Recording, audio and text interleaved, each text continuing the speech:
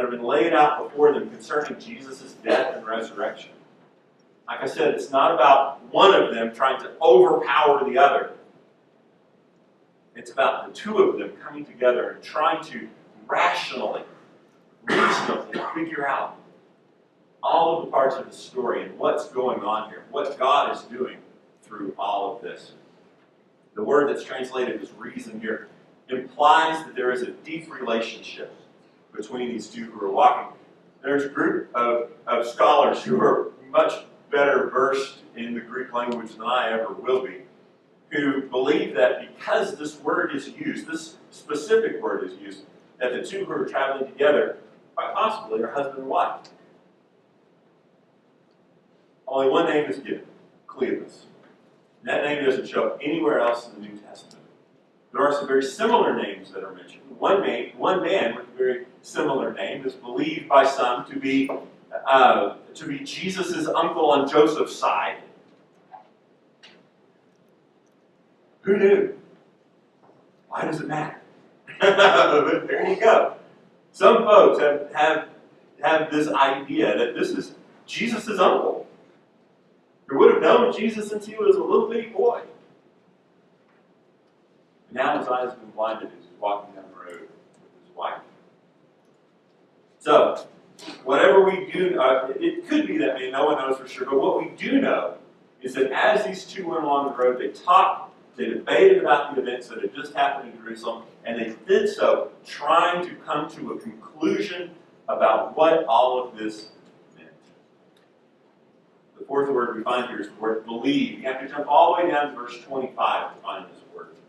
Believe. Jesus said to them, "O foolish ones, slow of heart to believe." He's not talking about their having a slow heartbeat. He's not talking about their pulse or their blood pressure slowing down. Remember, we've said before that in this culture, in this idea, the idea of heart refers to what we would call mind. Foolish ones, slow to believe. They're not putting the pieces together. They're looking at everything, but it's not making sense to them. And so Jesus throws in another element into this whole mix. Verse 21, Cleopas speaks out his frustration at all of this. We were hoping it was he who was going to redeem Israel. We thought that this was going to be the answer to our prayers and that Jesus was the one who was going to be the Messiah. But Jesus is dead, and we all know that Messiah doesn't die. And so Jesus tells them, foolish ones, slow of heart to believe, slow of mind. You're not getting it, Cleopas. You're not getting it. And so starting at the beginning, starting with Moses and all of the prophets, Jesus expounds to them. Jesus takes Cleopas back to the Scriptures. Jesus brings in here not just the emotions of the moment, not just the experience of all that they've been through, but he takes them back to the very thing that is the ground of our faith in God. He takes them back to the Scriptures. In the Scriptures, God has preserved and protected the very thing that we need to know about in order to learn His character, God's purpose for creating, and God's plan to redeem all of His creation from the effects of sin. We don't worship the Bible as an idol of some sort, but we certainly find in the Scriptures the truth that we need to know concerning everything that God has preserved and protected for us. Faith needs truth to act upon in order to come to a right conclusion about God and God's activity. These disciples have faith. Everyone does. We know that from Romans 12. It's a gift from God. God's given everyone a measure of faith.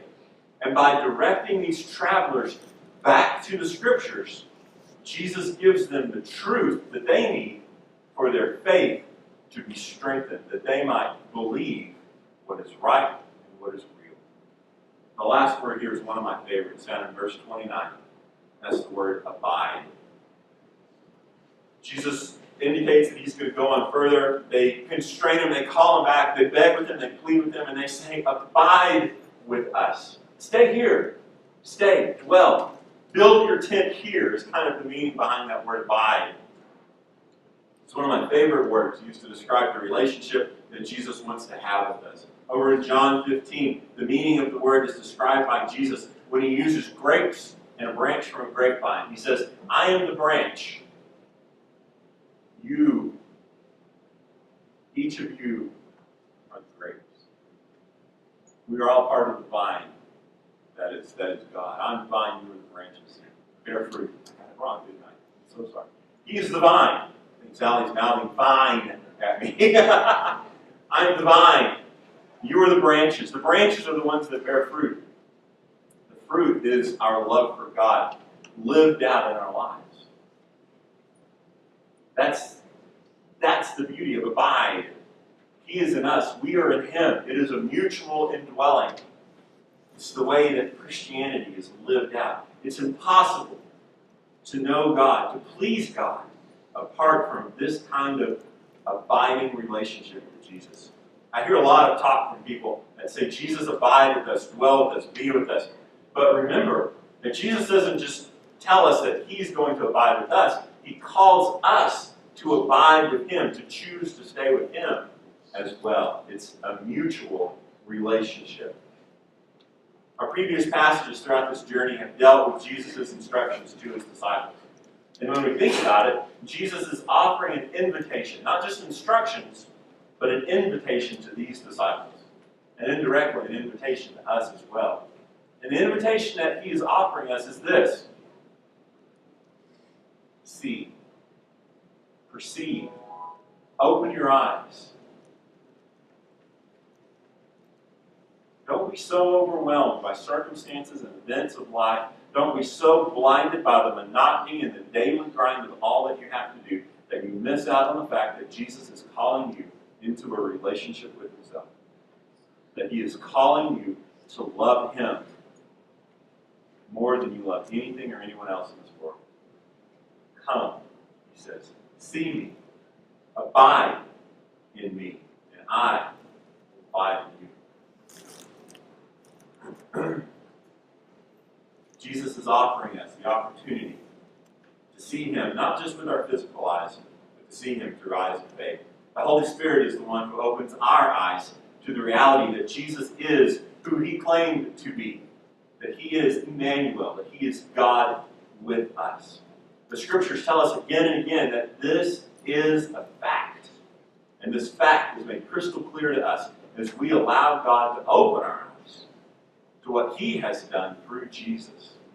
As we choose to abide with Jesus, as we choose to abide with Jesus by keeping our faith in him, we will continue to be taught by God through the Holy Spirit, and our faith in God will grow stronger every single day. The scriptures testify to us of who Jesus is. The symbols of the church remind us of the truth that the scriptures teach. This morning we have opportunity to share with one another in communion. The symbol of bread and the juice is not the reality that we serve. But these symbols of bread and juice remind us of the obedience, of the obedient life that was lived, and of the price, the death that was offered to pay the price, the penalty for sin. As we join together in communion this morning, we join with each other. And as we do so, we remember